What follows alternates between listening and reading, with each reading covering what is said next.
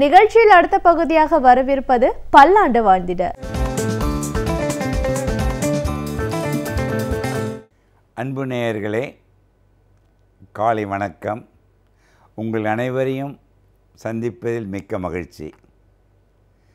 அடிக்கடி நான் கேட்குற ஒரே ஒரு கேள்வி, மனிதருக்கு எது மிக்க செல்வம் என்று கேட்டால், நீங்கள் வைத்திருக்கின்ற பணமோ நீங்கள் வைத்திருக்கின்ற வசதிகளோ அல்ல. மனிதருக்கு மிக மிக முக்கியமான செல்வம் இந்த ஸ்லைடில் பாருங்கள். பல்லாயிரம் வருடங்களுக்கு முன்பு நம் முன்னோர்கள் சொன்ன கருத்து தான் இன்றும் கட்டாயம் நாம் நடைமுறைக்கு கொண்டு வர வேண்டும். நோயற்ற வாழ்வே குறையற்ற செல்வம். எவன் நோயற்று வாழ்கின்றானோ அவன்தான் உலகத்திலேயே மிகப்பெரிய பணக்காரன். ஏன் இந்த கருத்தை சொல்லுகின்றேன்? நீங்கள் பல கோடி ரூபாய் வைத்திருக்கலாம், ஆனால் உங்கள் உடல்நலம் கெட்டுவிட்டால் அந்த பணம் வைத்திருப்பதற்கு கூட பயனற்று போய்விடும். ஏன் இந்த கருத்தை சொல்ல விரும்புகின்றேன்? நோயற்ற வாழ்வு சொல்லிட்டால் தான் குறையற்ற செல்வம். எது உடல் நலம் என்று நம்ம பல வருடங்களாக விவாதம் நடந்து கொண்டிருக்கின்றது. உடல் நலம் என்னன்னா முதல்ல நினச்சோம் நோய் இல்லாமல் இருப்பது தான் உடல் நலம். ஆனால் பல வருடங்களுக்கு முன்பு WHO, world heart federation, world health organisation, இவர்கள் டிஃபைன் பண்ண ஹெல்த் என்பது, இதை பாருங்கள் இந்த ஸ்லைடில், ஹெல்த் என்பது அந்த பாசிட்டிவ் ஸ்டேட் ஆஃப் ஹெல்த் எப்படி இருக்கணும்னா mentally, physically, spiritually and socially. அதாவது மிக முக்கியமாக நோயற்று வாழ வேண்டுமென்றால் உங்களுடைய மனநிலை சீரான மனநிலையில்தான் உடல்நிலை சீராக, அது அடைவதற்கு ஸ்பிரிச்சுவல் என்பது மிக முக்கியம். ஸ்பிரிச்சுவல் என்பது நான் வழிபாடுகின்ற முறைகளை சொல்லவில்லை, ரிலீஜனை சொல்லவில்லை. ஸ்பிரிச்சுவாலிட்டி என்பது உங்களை உணர்ந்த நிலையில் இருப்பது தான் ஸ்பிரிச்சுவாலிட்டி. அதான் நம்ம ஆன்மீகம் சொல்லலாம். ஆன்மீகம் சொல்லும் பொழுது வழிபடுகின்ற தெய்வமோ உடுத்துகின்ற உடையோ உருவமோ அல்ல. ஆன்மீகம் என்பது உன் மூடியிருக்கின்ற மனதை திறந்து உன் உள்ளே சென்று உன்னை இயக்குகின்ற சக்தியை அறிவது தான் ஆன்மீகம். மறுபடியும் வச்சுங்க, உங்களுடைய இயக்குகின்ற சக்தி என்பது மிகப்பெரிய சக்தி. கடவுளாலோ அல்ல இயற்கையின் வரத்தினாலே கிடைக்கப்பட்ட சக்தியை உணர்ந்து விட்டால் அதுதான் ஆன்மீகம். அந்த ஆன்மீக சக்தியுடன் வாழ கற்றுக்கொள்ள வேண்டும். அதற்காக தான் சொன்னேன், positive state of health mentally, physically, spiritually and socially. ஏனெனில் நாம் வாழ்கின்ற சமுதாயம் நலத்துடன் இருக்கும் பொழுது தான் நம் உடல் நலத்தை நன்றாக பார்த்து கொள்ள முடியும். இது அனைத்தும் சேர்ந்தது தான் ஹோலிஸ்டிக் ஹெல்த் என்று நாங்கள் அனைவரும் சொல்லுகின்றோம். இப்போ நான் இதய நிபுணராக இருக்கிறேன். இதயத்தை மட்டும் பார்த்து கொள்வது எனக்கு முக்கியமான கருத்து அல்ல. அனைத்து உறுப்புகளும் பார்த்து கொள்ள வேண்டும். அதற்கு மனம் மிக முக்கியம். மனதினால் இயங்குகின்ற உடல் முக்கியம். அது இரண்டும் அடைவதற்கு உங்களுடைய சக்தியை உணர்வது முக்கியம். நாம் வாழும்பொழுது நம்மை சார்ந்திருக்கின்ற சமுதாயத்தையும் வாழ வைக்க வேண்டும். அதான் ஹோலிஸ்டிக். உங்களுக்கு தெரியும், இந்த ஸ்டைலில் பாருங்களேன். இந்த ஸ்டைலில் பார்த்தீங்கன்னா நிறைய கட்டம் முக்கோணம்லாம் போட்டிருக்கேன், சதுரங்கம். இந்த ரெக்டாங்கிளில் ஒவ்வொன்றுத்துக்கும் ஒரு கேள்வி கேட்குறேன். இந்த ஸ்டைலில் இருக்கிற ஒவ்வொரு சதுரமோ முக்கோணமோ அந்த ரெக்டாங்கிள் சொல்கிறோம்ல, அதுக்கு எத்தனை எண்ட்ஸுன்னா, மேலே இருக்கிறதுக்கு 4 எண்ட்ஸ், முக்கோணத்திற்கு 3 எண்ட்ஸ், நேர்கோட்டுக்கு 2 எண்ட்ஸ். ஆனால் சர்வீஸ் டு சொசைட்டி பாருங்களேன், அதுதான் என்லெஸ்.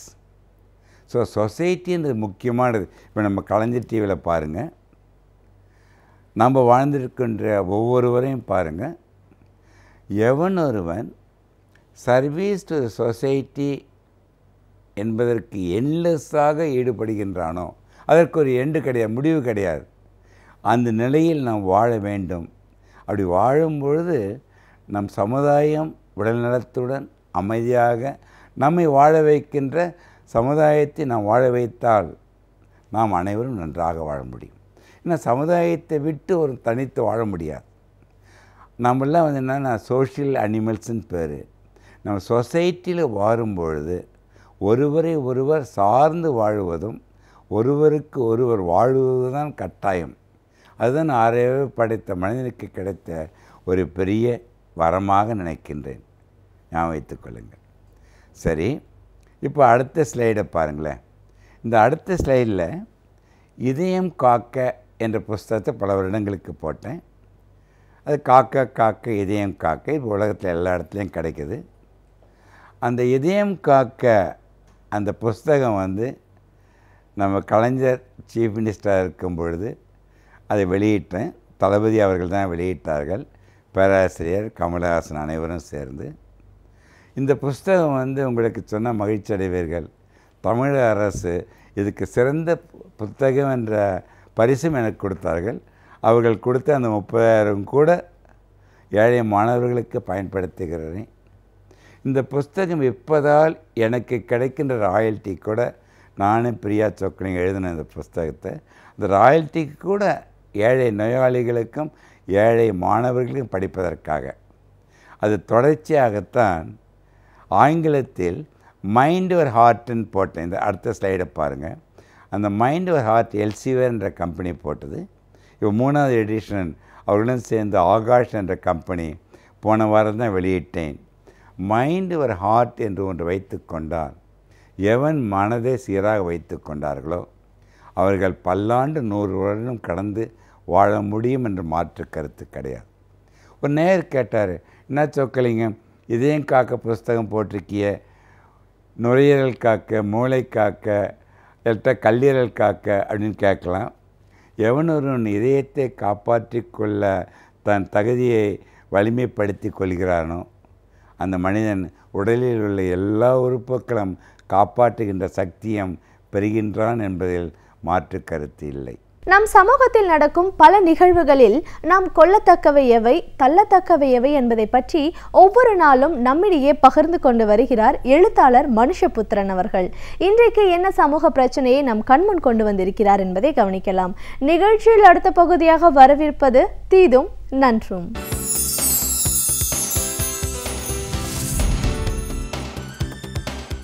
வணக்கம் நண்பர்களே, இன்னும் ஒரு இனிய காலை பொழுதில் தீதும் நன்றும் நிகழ்ச்சியில் உங்களை சந்திப்பதில் மிக்க மகிழ்ச்சி அடைகிறேன். மத்திய அரசு இந்தியை திணிப்பதற்கு பல்வேறு விதமான இடையறாத முயற்சிகளை தொடர்ந்து மேற்கொண்டு வருகிறது. அதற்கு எதிரான குரல்களும் தொடர்ந்து ஒலித்த வண்ணம் இருக்கின்றன.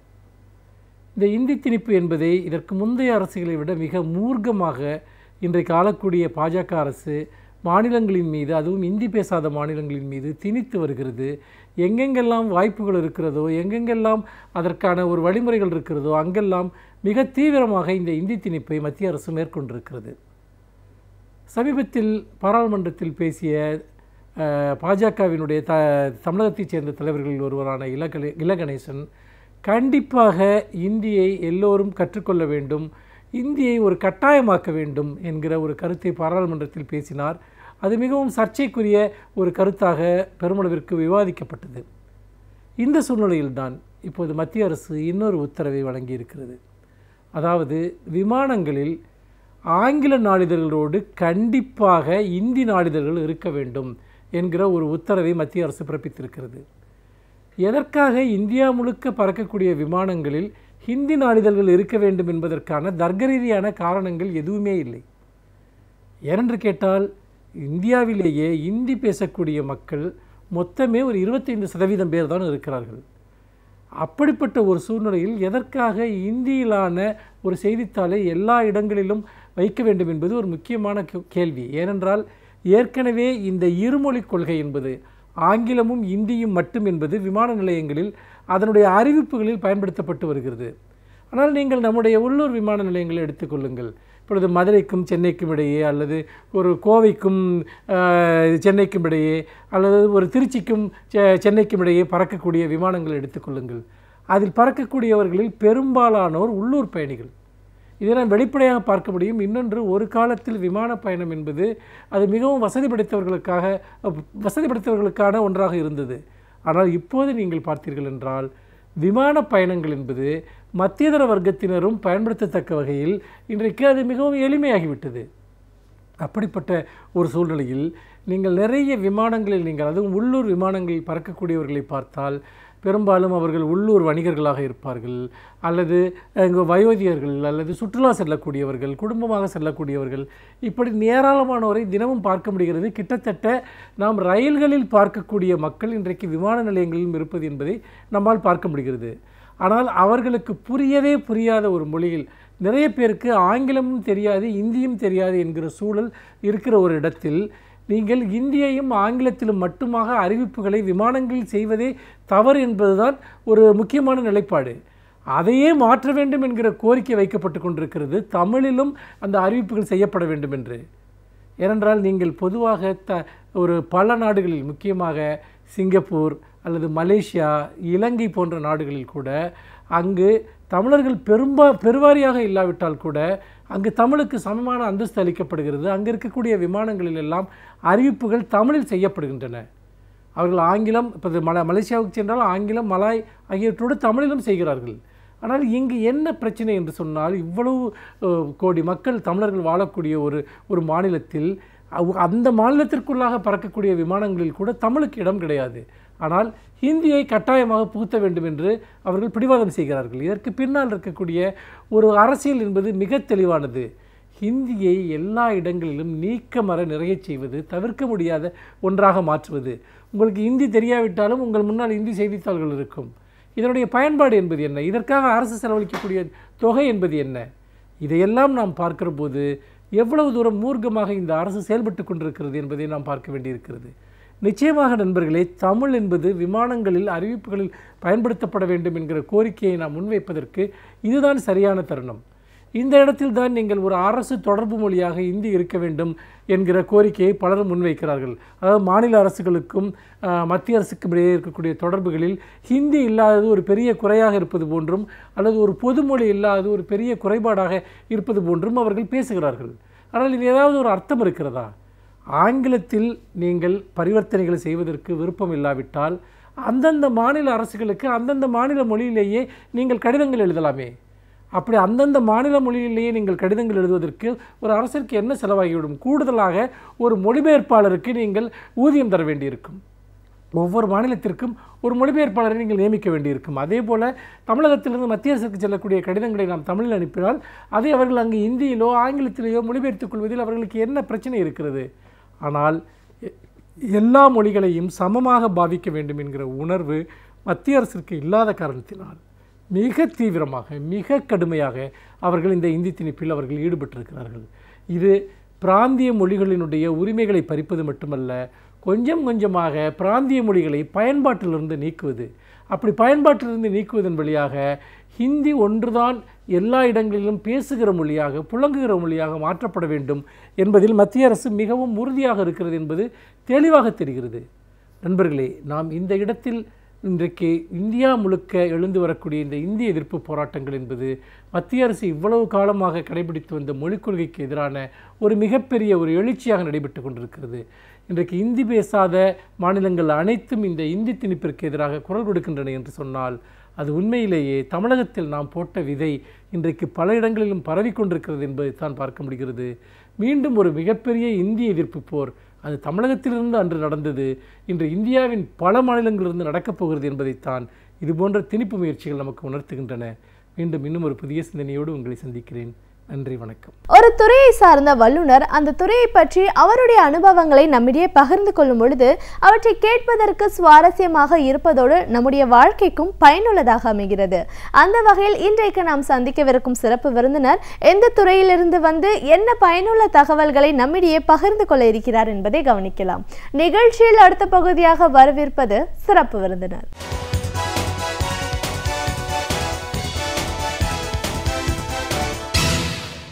வணக்கம் நேயர்களே, விடியலேவா நிகழ்ச்சியின் சிறப்பு விருந்தினருக்கான நேரம் இது. இன்றைய சிறப்பு விருந்தினர் நீரிழிவு நோய் சிறப்பு மருத்துவர் டாக்டர் நியோ சர்ச். ஒரு நீரிழிவு நோய் சிறப்பு மருத்துவரா நீரிழிவு நோய் இந்த டயபெட்டிக்ஸ் அப்படிங்கிறது என்ன, இது யாருக்கெல்லாம் வரும், இது வந்தால் அதற்கான அறிகுறிகள் என்ன, இதற்கான சிகிச்சை முறைகள் என்ன இருக்கு, இப்படி பல விஷயங்களை நம்ம டாக்டர் கிட்ட கேட்டு தெரிஞ்சுக்கலாம். வணக்கம் டாக்டர். வணக்கம். நீரிழிவு நோய் சிறப்பு மருத்துவரா முதல்ல எங்கள் நிகழ்ச்சிக்கு உங்களை நாங்கள் வரவேற்கிறோம் சார். ரொம்ப சந்தோஷம். நீரிழிவு நோய் அப்படின்னு நம்ம சொல்லும்போது இன்னைக்கு சர்க்கரை நோய்னு சொல்கிறோம், டயபெட்டிக்ஸ் சொல்கிறோம். இது வந்து ரொம்ப காமன் ஆயிடுச்சு. ஒரு வயதானவங்களுக்கு மட்டும்தான் சில நோய்கள், பிபி, சர்க்கரை வியாதி இதெல்லாம் இருக்குது அப்படின்னா ஒரு காலகட்டத்தில் 60 வயதுக்கு அப்புறம்தான்ற இந்த நிலம் மாறி இன்னைக்கு 30 வயதுலேயே அதிகப்படியான மக்கள் சுகர்னால பாதிக்கப்படுறதை நம்ம பார்க்குறோம். எதனால் இப்படி ஏற்பட்டுச்சு, என்ன பழக்க வழக்கங்கள் காரணமா, இல்லை என்வைரான்மெண்ட்டா, இன்னைக்கு இருக்கிற கண்டிஷனா, ஃபுட்டா, இப்படி நிறைய கேள்விகள் இருக்குது. அப்படியே இருந்தாலும் இதற்கான மருத்துவம் அப்படின்னு வரும்போது இது முழுமையாக நம்ம தீர்க்க முடியாதுங்கிறது ஒரு உண்மை. நம்ம ரெகுலராக மருந்து சாப்பிட வேண்டிய அவசியம் இருக்குது. அதுலேயும் நிறைய பேருக்கு பல சந்தேகங்கள், கேள்விகள் இருக்குது. ஸோ இப்போ நீரிழிவு நோய் அப்படிங்கிறது என்னங்கிறதுலேருந்து அதற்கான சிகிச்சை முறைகள், மருத்துவம், இப்படி நிறைய விஷயங்களை எங்கள் நேர்களோட இன்றைக்கி நீங்கள் முழுமையாக பகிர்ந்துக்கணும் சார். முதல்ல நீரிழிவு நோய் அப்படிங்கிறது என்ன, இந்த டயபெட்டிக்ஸ் அப்படிங்கிறது ஒரு மனிதனுக்கு எப்படி ஏற்படுது? நீரிழிவு நோய் அப்படின்னு சொன்னால் நம்ம உயிர் வாழ்கிறதுக்கு பார்த்திங்கன்னா 3 விதமான சத்துக்கள் தேவை. ஒன்று சர்க்கரை சத்து, இதை தான் நம்ம என்ன சொல்லுவாங்கன்னா ரெடிமேட் எனர்ஜின்னு சொல்லுவாங்க. லிக்விட் கேஷ், அதாவது கேஷ் இருந்தால் எப்படி நம்ம எல்லா பொருளையும் வாங்கலாம், அது மாதிரி இந்த சர்க்கரை சத்து. இரண்டாவது இந்த புரதச்சத்து. இந்த புரதச்சத்துங்கிறது தான் நம்ம உடலில் இருக்கிற பெரும்பாலான தசைகளில் ஸ்டோர் ஆகி, இந்த பாடி பில்டர்ஸ்லாம் பார்த்திங்கன்னா அந்த ஃபுல்லாக அந்த மசில் இருக்கிறதுக்கு காரணமே நல்ல இந்த புரதச்சத்து. மூணாவது வந்து கொழுப்பு சத்து. இது வந்து நம்மளுக்கு தேவையான சமயத்தில் நம்ம உடலுக்கு தேவையான ஒரு சத்து வந்து அது ஸ்டோர் ஆகிருக்கும். லைக் நம்ம லேண்ட், ஜுவல்லரி, ரொம்ப ஒரு அவசரமான காலகட்டத்தில் தேவைப்படுறது தான் இந்த கொழுப்பு சத்து. ஸோ சர்க்கரை சத்து, புரதச்சத்து, கொழுப்பு சத்து, இதில் பார்த்திங்கன்னா இந்த சத்துக்கள் எல்லாவற்றையும் நம்ம எனர்ஜிக்காக பல்வேறு காலகட்டங்களில் சூழ்நிலைக்கு தகுந்த மாதிரி யூஸ் பண்ணுறோம். இதை மெயினாக டே டு டே எனர்ஜிக்கு யூஸ் பண்ணுறது தான் இந்த சர்க்கரை சத்து. இந்த சர்க்கரை சத்தை செரிமானம் பண்ணுறதுக்கு அல்லது இந்த சர்க்கரை சத்தை நம்ம உடல் இருக்க உறுப்புகள் அதை யூஸ் பண்ணிக்கணும்னா ஒரு இம்பார்ட்டன்ட் ஒரு ஹார்மோன் அல்லது ஒரு வேதிப்பொருள் தேவை. அந்த ஹார்மோன் தான் இன்சுலின் அப்படின்னு சொல்கிறோம். ஸோ அந்த இன்சுலின் அப்படிங்கிற ஹார்மோன் எப்போ நார்மலாக சுரந்து வேலை செய்யாமல் போகிறதோ அல்லது சுரக்காமலே போகிறதோ அப்போ தான் நம்ம டயபெட்டிஸ்ன்னு சொல்கிறோம். ஸோ இதை வச்சு தான் நம்ம என்ன சொல்கிறோம்னா இந்த டைப் 1 அண்ட் டைப் 2 டயபெட்டிஸ்ன்னு சொல்கிறோம். டைப் 1ங்கிறது குழந்தைகளுக்கு வரும். அவங்களுக்கு பார்த்திங்கன்னா இயற்கையாகவே அந்த இன்சுலினுடைய சுரப்பு குறைஞ்சு விடுவதை நம்ம பார்க்குறோம். ஸோ இவங்க பார்த்திங்கன்னா இந்த குழந்தைகளுக்கு வரும்பொழுது அவங்க வாழ்நாள் முழுவதும் வெளியிலிருந்து நம்ம இன்சுலின் போடும்படியாக ஒரு சூழ்நிலை வந்து விடுகிறது. இந்த டைப் 2 அப்படிங்கிறத என்னென்னா இன்சுலின் சுரக்கும், ஆனால் அந்த இன்சுலின் சரியாக வேலை செய்யாதனால நம்ம சாப்பிட்ட எல்லா உணவுப் பொருட்களிலிருந்தும் வர்ற அந்த சர்க்கரை ரத்தத்தில் அப்படியே தேங்கியே நிற்கும். இன்சுலின் போதுமான அளவு வேலை செய்யாதனால நம்மளுடைய உடல் உறுப்புகள் அந்த ரத்தத்தில் இருக்க சர்க்கரையை எடுத்து பயன்படுத்த முடியாத சூழ்நிலை காரணத்தினால அந்த ரத்தத்தில் சர்க்கரையே தேங்கியிருக்கு. ஸோ ஒரு பக்கம் பார்த்தீங்கன்னா இயற்கையாகவே இன்சுலின் சுரக்கலை, அதான் டைப் 1 டயபெட்டிஸ் குழந்தைகளில் வருது. இன்னொரு பக்கம் இன்சுலின் சுரந்தும் சரியாக அது வேலை செய்ய முடியாத காரணம், இன்எஃபிஷியன்ட் ஒர்க்குன்னு சொல்லுவாங்க. அப்படி பண்ண முடியாத காரணத்தினால ஸோ என்ன ஆகுது, உங்களுக்கு அந்த ரத்தத்தில் சர்க்கரையினுடைய அளவு அதிகமாக இருக்குது. ஸோ இது இதுதான் 2 எக்ஸ்ட்ரீம். ஸோ காரணம்னு பார்த்தீங்கன்னா நிறைய டைம் பார்த்தீங்கன்னா அந்த குழந்தைகளுக்கு வர்ற அந்த இன்சுலின் குறைபாடு எங்களுக்கே ஒரு பெரிய புரியாத புதிராக தான் இருக்குது. பட் இதுக்கு பல காரணங்கள் சொன்னால் கூட ஜெனட்டிக்காக மரபணு ரீதியாக அந்த இன்சுலின் இந்த வயசில் சுரக்காமல் போகணும்னு ஒரு சூழ்நிலை கட்டாயம் இருக்கும் பொழுது இயல்பாக 7 வயதுலையோ 10 வயதுலையோ அந்த சர்க்கரை என்பது வந்து விடுகிறது. இதுக்கு பெரிய ஃபேமிலி பேக்ரவுண்ட் இருக்காது.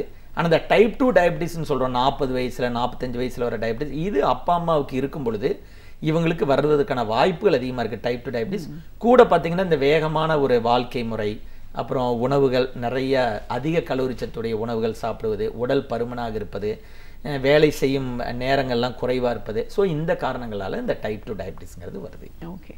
ஸோ இப்போ இந்த டைப் 1 டைப் 2 அப்படின்னு பேசும்போது நம்ம அந்த டைப் 1 பற்றி இப்போ ஃபஸ்ட்டு பேசலாம். இப்போ குழந்தைங்களுக்கான டயபெட்டிஸ்ன்னு சொன்னீங்க, இந்த இன்சுலின் சுரக்காமலே போகும் அப்படின்னும் போது அது அவங்களுக்கு உயிருக்கான பிரச்சனையோ இல்லை மற்ற கோளாறுகள் ஏற்படுறதுக்கான பிரச்சனையோ இல்லையா? வாழ்க்கை முழுவதும் இந்த இன்சுலின் நம்ம வெளியிலேருந்து எடுத்துக்கிட்டால் மற்ற மனிதர்கள் மாதிரி இயல்பான வாழ்க்கை வாழ முடியுமா? எப்படி சார்? ஆமாம், நிச்சயம் வாழ முடியும். ஆனால் நம்ம நிச்சயமாக வாழ முடியும்னு சொன்னால் கூட அதை நான் ஒரு கடினமான ஒரு இதயத்தோடு தான் நான் சொல்கிறேன். ஏன்னா வாழ்நாள் முழுவதும் இன்சுலினை வெளியிலிருந்து எடுத்துக்கிட்டு அதை ஒவ்வொரு சாப்பாட்டுக்கு முன்னாடியும் ஒவ்வொரு தடவையும் அந்த இன்சுலினை எடுத்து கரெக்டாக அதை யூஸ் பண்ணி அந்த சுகரை கட்டுப்பாட்டில் வச்சிருப்பதுங்கிறது ஒரு சவாலான விஷயம்தான். ஸோ இதற்கு மிகப்பெரிய அளவில் என்னென்னா பாதிக்கப்பட்ட அந்த குழந்தைகளுக்கு மிகப்பெரிய தன்னம்பிக்கை தேவைப்படுது. ஸோ இந்த தன்னம்பிக்கை வந்து குடும்பத்திலிருந்தும் சமுதாயத்திலிருந்தும் போதிய அளவு கிடைக்கும் பொழுது உங்களுக்கு நிச்சயம் அந்த குழந்தைகள் வந்து நம்மளைப் போலவே நார்மலாக பார்த்திங்கன்னா ப்ரொஃபஷனில் பெரிய அளவில் அவங்களால சாதிக்க முடியும். இரண்டாவது பார்த்திங்கன்னா அவர்கள் மற்றவர்கள் மாதிரியே திருமணம் செய்து கொண்டு அவர்களுக்கான சந்ததிகளையும் அவர்கள் உருவாக்கி கொள்ள முடியும். ஸோ அது எந்த விதத்திலையும் பிரச்சனை எதுவுமே கிடையாது. ஒரே ஒரு விஷயம் என்னென்னா அவர்களுக்கு அந்த குழந்தைகளுக்கு தன்னம்பிக்கையை ஊட்ட வேண்டியது பெற்றோர் மற்றும் சமுதாயத்தினுடைய கடமை. அது இருந்தால் அவங்க நம்மள மாதிரியே எல்லாமே பண்ணலாம். சில டைம் என்னென்னா பெரியவங்களுக்கு இருக்கிற மாதிரி டயட் ரெஸ்ட்ரிக்ஷனை ரொம்ப நம்ம ஃபோர்ஸ் பண்ண முடியாது குழந்தைகளுக்கு. அது மெல்ல அவர்கள் வளர வளர நம்ம புரிய வைக்கும் பொழுது அந்த குழந்தைகள் எடுத்துக்கொள்கிறது. நிறைய பார்த்திங்கன்னா நிறைய குழந்தைகளும் இளைஞர்களும் அதை சவால் எடுத்துக்கொண்டு சில டைம் பெரியவர்களை விட அவர்கள் சுகரினுடைய லெவல் கட்டுப்பாட்டில் இருக்கும்போது நம்மளுக்கு பிரமிக்க வைக்குது. ஸோ அதனால் அவர்களை வந்து நம்ம மற்றவர்களிருந்து நம்ம வேறுபடுத்தி பார்க்க தேவையில்லை. ப்ரொவைடட் அவர்களுக்கு தேவையான ஒரு தன்னம்பிக்கையும் ஒரு சுயமாக அந்த சர்க்கரையை கட்டுப்பாட்டில் வைத்திருக்கக்கூடிய வழிமுறைகளையும் அவர்களுக்கு சொல்லும் பொழுது அவங்க நிச்சயம் நம்மளைப் போலவே அவர்களும் இருக்க முடியும். அதில் எந்தவித சந்தேகமும் இல்லை. இப்போது குழந்தைங்களுக்கு இன்சுலின் இல்லை குறைபாடு அப்படிங்கிறது வந்து எந்த வயசில் நம்ம தெரிஞ்சுக்கிறோம்? எந்த வயதிலிருந்து இந்த வெளியிலிருந்து இன்சுலின் எடுக்க ஆரம்பிக்கிறாங்க? ஓகே, ஸோ பார்த்திங்கன்னா இந்த குழந்தைகளுக்கு வரக்கூடிய இந்த சர்க்கரை வியாதி குழந்தை 6 மாதத்திலிருந்தே ஆரம்பித்து விடும். ஸோ நீங்கள் பார்த்தீங்கன்னா கிட்டத்தட்ட பார்த்திங்கன்னா 2 வயது 5 வயது 7 வயது குழந்தைகள்லேயே பார்த்திங்கன்னா ஆரம்பிச்சிடும். பெரும்பாலும் பார்த்திங்கன்னா பெரியவர்களுக்கு நம்ம சர்க்கரை நோயை கண்டுபிடிக்கும் போது பார்த்திங்கன்னா ஒரு இன்சிடென்டலாக கண்டுபிடிப்போம். அதாவது இன்சிடென்டல்னா ஒரு மாஸ்டல் செக்அப் பண்ணும்பொழுது திடீர்னு பார்த்தா சுகர் இருக்கும். அவங்க தே வில் கம்ப்ளீட்லி அவங்க சுகர் இருக்கிறத அவங்களால நம்பவே முடியாது. ஸோ அந்த மாதிரி திடீர்னு பார்த்திங்கன்னா எந்தவித அறிகுறியும் இல்லாமல் தான் 50 to 60% ஆஃப் பேஷண்ட்டில் நம்ம கண்டுபிடிக்கிறோம். குழந்தைகளுக்கு பார்த்திங்கன்னா நல்ல ஒரு அறிகுறிகள் இருக்கும். எப்படின்னா குழந்தைகளுடைய வளர்ச்சி தடைபடுதல், முதல்ல பார்த்திங்கன்னா எடை நல்லா குறைவாக இருக்கும்.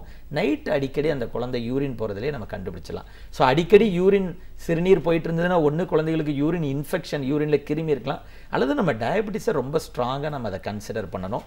சில டைம் நம்ம வந்து குழந்தைகள் அடிக்கடி யூரின் போகிறதையோ அல்லது அதனுடைய வெயிட்டு போதுமான அளவுக்கு ஏறாமல் இருக்கிறத நம்ம பெரிய அளவில் நம்ம வாட்ச் பண்ணாதப்ப சில டைம் டயபெட்டிக் கீட்டோசிடோசின்னு சொல்லுவோம். ஒரு எமர்ஜென்சியாக குழந்தைகள் வந்து மூச்சு வாங்கிட்டு ஒரு வயிறு வலியோடு அந்த மாதிரி வருவாங்க. அந்த மாதிரி வரும்பொழுது ஹாஸ்பிட்டல் அனுமதிக்கும் போது நாங்கள் ஈஸியாக கண்டுபிடிச்சிடறோம். மற்றபடி பார்த்திங்கன்னா பெரும்பாலும் ஒரு பெற்றோர்களுடைய அரவணைப்பில் இருக்க அந்த குழந்தைகளுக்கு பெற்றோர்களுக்கு நிச்சயம் தெரியும் அதனுடைய அந்த வளர்ச்சி ப்ளஸ் அந்த வெயிட் ஏறுற விதம். இரண்டாவது அடிக்கடி யூரின் போகும்போது அதை வச்சு நம்ம நிச்சயம் கண்டுபிடிக்க முடியும். தாகமும் நிறைய குழந்தைகளுக்கு எடுக்கும். ஸோ நல்ல கிளியர் கட்டாக குழந்தைகள் வந்து அறிகுறிகளோடு இருப்பார்கள். ஓகே, இப்போ இந்த டைப் 2 டயபெட்டிக்ஸ் அப்படின்னு வரும்போது இது பெரியவங்களுக்குன்னு வயதானவங்களுக்குன்ற ஒரு நிலை தாண்டி இன்னைக்கு இருக்கிற இளைஞர்களுக்கும் இது வியாதி அதிகமாக இருக்கிறத பார்க்குறோம்.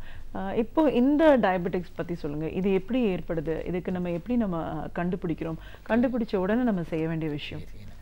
ஆமாம், இப்போ நீங்கள் பார்த்தீங்கன்னா முதல்ல நீங்கள் சொன்ன மாதிரி கரெக்டாக சொன்னீங்க. 60 வயதில் இருந்த அந்த ஒரு டயபெட்டிஸ்னுடைய தாக்கம் இப்போ பார்த்தீங்கன்னா 35 to 40 வயதில் இருக்க நடுத்தர குடும்பத்தினரையே தாக்க ஆரம்பிச்சிருக்கு.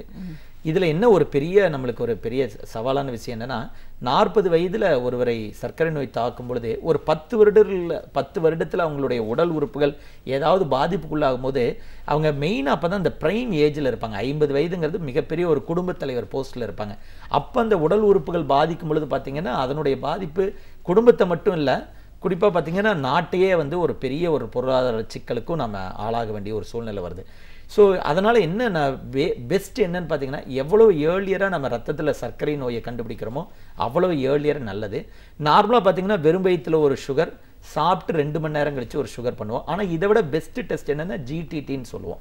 ஸோ என்னென்னா பேசிக்காக ஒரு காலையில் அந்த டிஃபனுக்கு பதிலாக நாங்கள் வந்து குளுக்கோஸ் கலந்த ஒரு திரவத்தை கொடுத்து பேஷண்ட்டை நாங்கள் அதை பருக சொல்லுவோம். அதிலிருந்து 3 அல்லது 4 விதமான மாதிரி பரிசோதனைகள், இரத்த பரிசோதனைகள் நாங்கள் பண்ணுவோம். இதனுடைய பர்பஸ் என்னன்னா, நீங்கள் வந்து எனக்கு டயபெட்டிஸே இல்லை, ஐ எம் வெரி ஸ்ட்ராங் அப்படின்னு நாங்கள் எப்படி சொல்லுவோம் அப்படின்னா, குளுக்கோஸ் கொடுத்து நாங்கள் அந்த தண்ணியை கொடுத்தாலும் அதற்கப்புறமும் உங்கள் ரத்தத்தில் சுகரே இல்லைன்னா you are very strong, you are free of diabetes, உங்களுக்கு சுகரே இல்லை அப்படிங்கிறது ப்ரூவ் ஆகும். நம்ம யாரெல்லாம் இந்த பார்டரில் இருக்காங்களோ அவங்களுக்குலாம் பார்த்தீங்கன்னா இந்த குளுக்கோஸ் கொடுத்து அந்த ஒரு டெஸ்ட்டை பண்ணும்பொழுது அந்த பார்டரில் இருக்க சுகர்லாம் ஈஸியாக வெளியே வரும். நிறைய டைம் பார்த்தீங்கன்னா வெறும் வயிற்றில் இருக்க ஒரு சுகரும் காலைல பிரேக்ஃபாஸ்ட் சாப்பிட்டு 2 hours கழிச்சு ஒரு சுகர் டெஸ்ட் பண்ணும்போது இந்த பார்டரில் இருக்க சுகர் எல்லாம் பெரும்பாலும் தெரியாது. ஃபார் எக்ஸாம்பிள் சாப்பிட்டு ஒரு 2 மணி நேரம் கழிச்சு 140 இருக்கணும்னா 134 இருக்கும். அப்போ 134 134னா ஒருவேளை அவர் பார்டரில் இருக்காரா, இல்லை சுகருக்கு இந்த பக்கம் வந்துட்டாரா, இல்லை சுகரே இல்லையா, இது எல்லாமே இந்த குளுக்கோஸ் கலந்த அந்த திரவத்தை நம்ம அருந்தும் பொழுது அதில் கிளியராக தெரிஞ்சிடும். ஸோ அப்படி ஏர்லியராக உங்களுக்கு பார்டரில் டயபெட்டிஸில் இருக்குது அப்படின்னு நம்ம கண்டுபிடிக்கும் பொழுது ஸோ அவர்கள் வந்து அந்த உணவு மாற்றத்தையும் வாழ்க்கை முறை மாற்றத்தையும் குறிப்பாக அந்த எக்ஸசைஸ் நல்ல உணவு மாற்றத்தை பண்ணும் பொழுது அந்த டயபெட்டிஸ்க்கான தேவையான மருந்துகளை எடுத்துக்கொள்வது ஒரு 5 to 10 வருடங்களுக்கு நம்ம தள்ளி போட முடியும், ஏர்லியராக அந்த டயபெட்டிஸை நம்ம கண்டுபிடிக்கும் பொழுது. ஸோ இது ஒரு பெரிய அட்வான்டேஜ். நிறைய டைம் பார்த்தீங்கன்னா சுகர் கண்டுபிடிக்கும் போதே இப்போல்லாம் பார்த்தீங்கன்னா 300 350 புதுசாக நாங்கள் திடீர்னு பார்க்கணும் சுகர் பார்த்தா 350 இருக்குது. ஸோ இப்போ இவர்களுக்கெல்லாம் பார்த்தீங்கன்னா ஒரு 10 வருடங்களுக்கு முன்பே வந்து ரத்தத்தில் சுகர் மெல்ல மெல்ல நம்மளுக்கு வர ஆரம்பிச்சிருக்கோம். இதை இந்த ஜிடிடி டெஸ்ட் மூலம் கண்டுபிடிக்கும் பொழுது நம்ம 10 வருடத்திற்கு முன்னாலேயே நம்ம கண்டுபிடிக்கும் போது பின்னாடி உடல் உறுப்புகளினுடைய பாதிப்பை நம்ம நிச்சயம் நம்ம தவிர்க்க முடியுது. பேசிக்க இப்போ இந்த ரேஷியோ பற்றி சொல்லலாம். ஒரு நார்மல் சுகர் அப்படின்னா எப்படி இருக்கணும், அது கொஞ்சம் எக்ஸீட் ஆயிருக்காங்கன்னா என்ன, ஹையர் லெவல் இதுக்கு மேலே போச்சுன்னா ஒரு சுகர் லெவல் கூடும்போது நிறைய காம்ப்ளிகேஷன் ஃபேட்டல் கண்டிஷன் வரைக்கும் போகுது அப்படின்னு சொல்கிறத பார்க்குறோம். அந்த வேரியேஷன்ஸ் சொல்லலாம். ஆமாம், பேசிக்காக பார்த்தீங்கன்னா நார்மலாக சுகர் வந்து நான் சொன்ன மாதிரி உங்களுக்கு 140க்குள்ளே இருக்கணும். சப்போஸ் 140 ஒரு 180க்குள்ளே இருக்குன்னு அப்படின்னு பார்த்தீங்கன்னா இந்த 40 மில்லிகிராம் சுகர் அதிகமாக இருந்ததுன்னா இதை உணவு மாற்றத்தின் மூலமாகவோ எக்ஸசைஸ் மூலமாகவோ நம்மளால் கொண்டு வர முடியும். இதே பார்த்தீங்கன்னா ஒரு 200 220க்கு மேலே போகும்போது உங்களுக்கு கொஞ்சம் மினிமம் மெடிசன் வந்து தேவைப்படுது.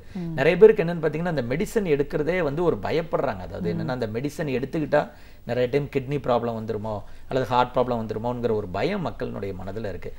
இதில் என்னென்னு பார்த்தீங்கன்னா என்னை பொறுத்தவரை என்னென்னா நீங்கள் மருந்துகளுக்கு பயப்படுறதை விட அந்த நம்ம சுகருக்கு தான் நம்ம ரொம்ப மிக முக்கியத்துவம் கொடுக்கணும். ஏன்னா இந்த சுகர் பார்த்தீங்கன்னா 140க்கு மேலே உங்கள் சுகர் இன்றைக்கி 220 இருக்குன்னா கிட்டத்தட்ட ஒரு 80 மில்லிகிராம் சுகர் அதிகமாக இருக்குது. இந்த 80 மில்லிகிராம் சுகர் டெய்லி உங்கள் கிட்னி ஹார்ட்டு உடல் உறுப்புகளினுடைய ரத்த குழாயில் டெய்லியும் படிஞ்சு பல்வேறு விதமான பாதிப்புகளை உண்டாக்குது.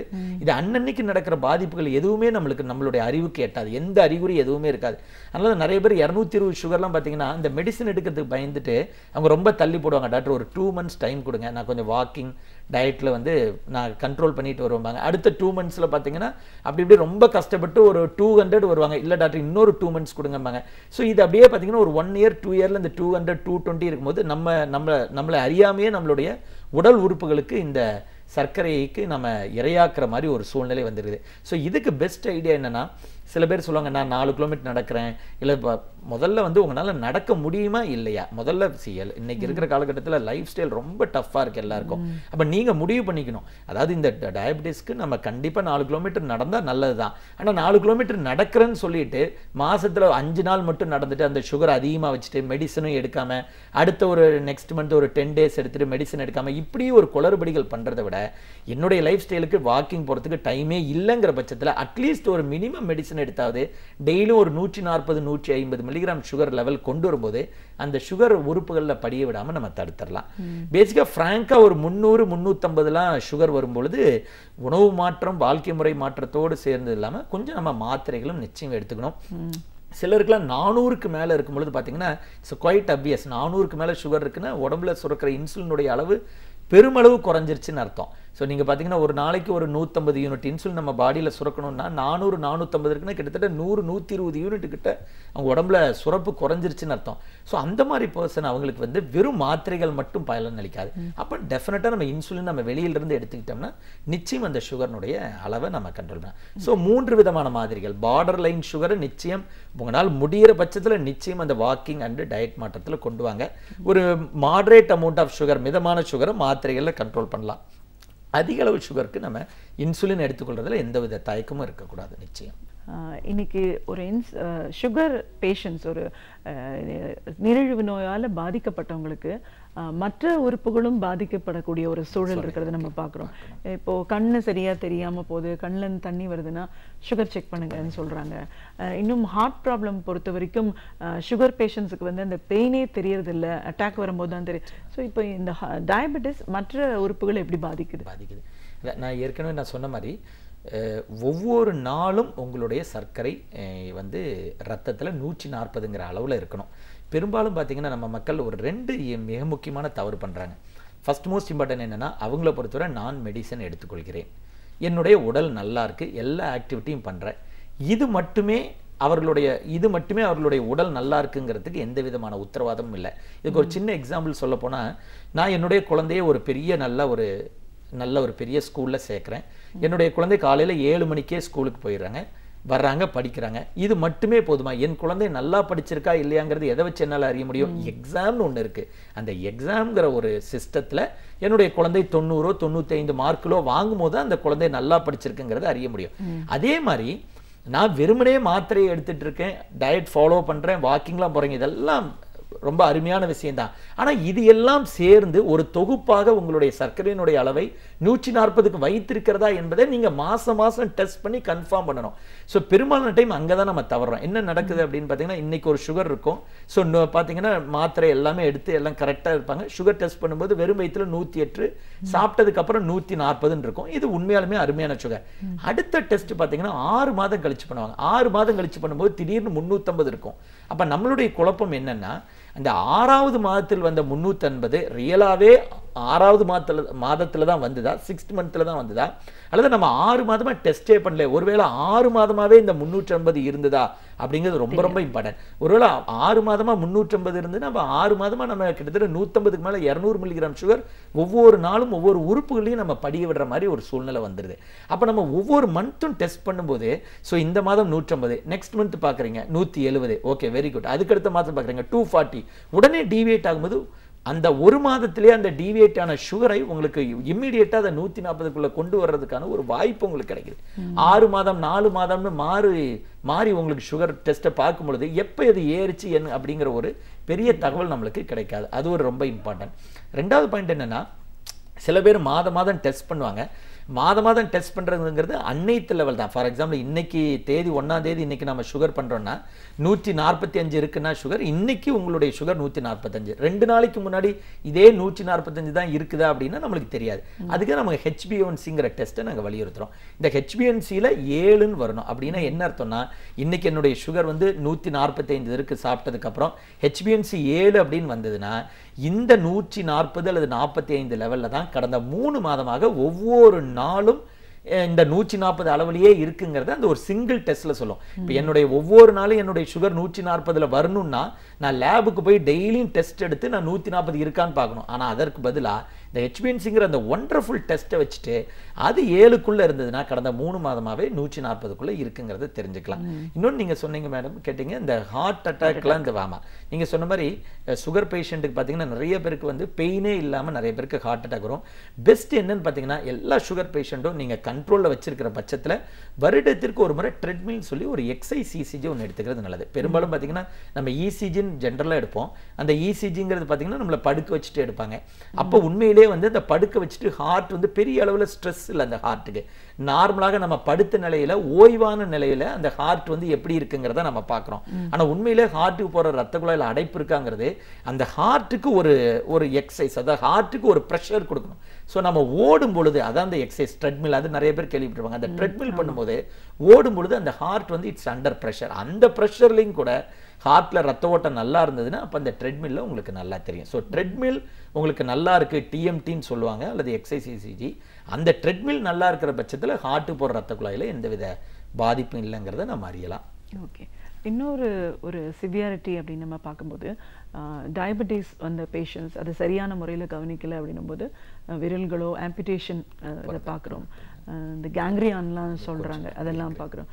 இதெல்லாம் எதனால் ஏற்படுது? இப்போ நம்ம இதை பற்றின அவேர்னஸ் இல்லாமல் இருக்கா? என்ன காரணம்? இல்லை, இது எல்லாமே பார்த்தீங்கன்னா மிக மிக முக்கியமான காரணம் என்னென்னா, நான் சொன்ன மாதிரி அந்த மந்த்லி ஒன்ஸ் 140ன்னு வச்சாவே பெரும்பாலான உறுப்புகள் வந்து பாதிப்படையதை தடுத்துடலாம்.